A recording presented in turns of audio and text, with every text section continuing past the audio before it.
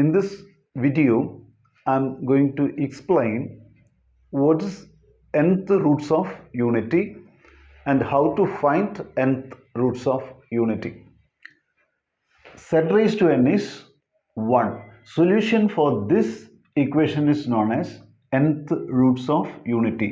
When z raised to n is 1, z can be written as 1 raised to 1 by n. So z is the nth roots of unity. Then to find the nth roots of unity, this one should be expressed in modulus amplitude form. One can be written as cos 0 plus I sin 0. Then z raised to n is equal to 1. For this 1, you can write cos 0 plus 2k pi. So if you add multiples of 2 pi, value of cos function will not change.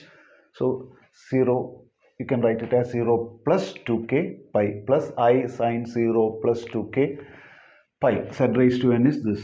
So z can be written as cos 2k pi plus I sin 2k pi raised to 1 by n. When this n is taken to the other side, it is 1 by n, nth roots.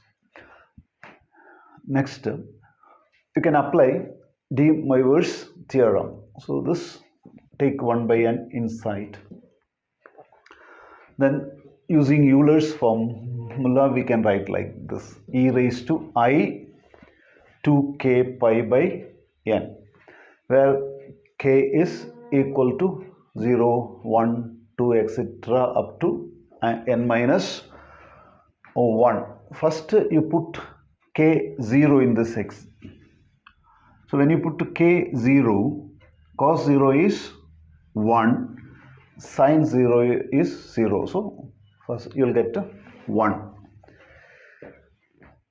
Next, you put k is 1 in this expression. So you will get cos 2 pi by n plus I sin 2 pi by n. Let it be omega. So in Euler's form, you can write like this.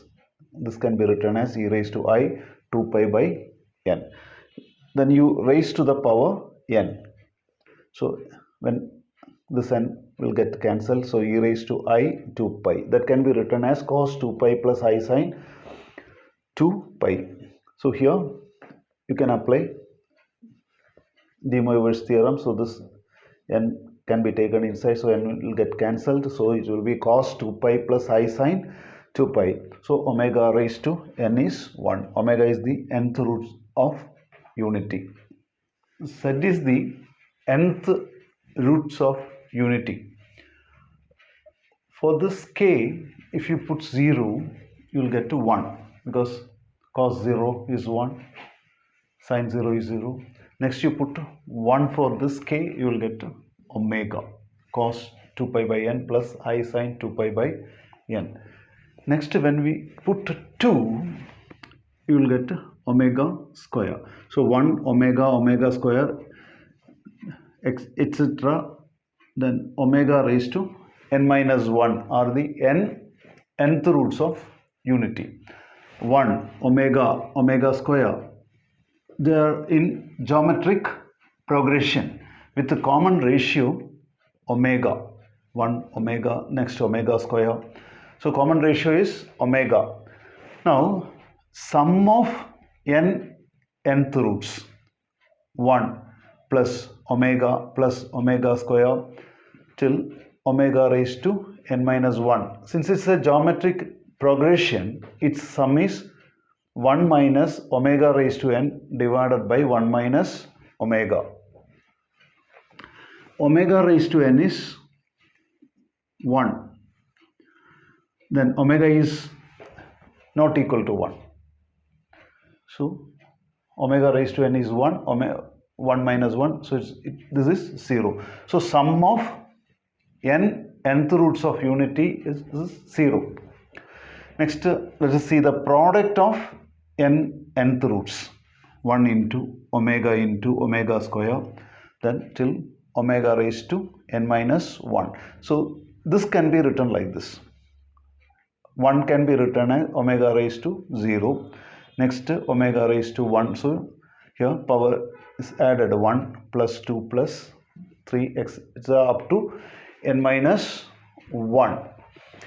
Now this is a summation, 1 plus 2 plus 3 plus etc. up to n minus 1. So this summation can be written as n minus 1 into n by 2. Now this can be written like this: omega raised to n, then all raised to n minus 1 by 2. Then omega raised to n can be written as e raised to I 2 pi, because omega raised to n is 1. 1 can be written as e raised to I 2 pi. Then n minus 1 by 2. This 2 will get cancelled. So it will be e raised to I pi all raised to n minus 1. E raised to I pi is minus 1, because e raised to I pi is cos pi plus I sin pi. Cos pi is minus 1, sin pi is 0. So minus 1 all raised to n minus 1. So this is the product of nth roots of unity. Minus 1 all raised to n minus 1. Then modulus of omega is 1. Then omega into conjugate of omega is equal to modulus square. Modulus square is 1. So you can write conjugate of omega is 1 by omega. 1 by omega can be written as omega raised to minus 1. You raise to the power k both side. So omega conjugate square is equal to omega raised to minus 1 all raised to k. Now you can see omega raised to n minus k can be written as omega raised to n into omega raised to minus k. Omega raised to n is 1. So this can be written as omega raised to minus k. But omega raised to minus k can be written as conjugate of omega raised to k. It is the omega raised to minus 1 raised to k is omega conjugate raised to k.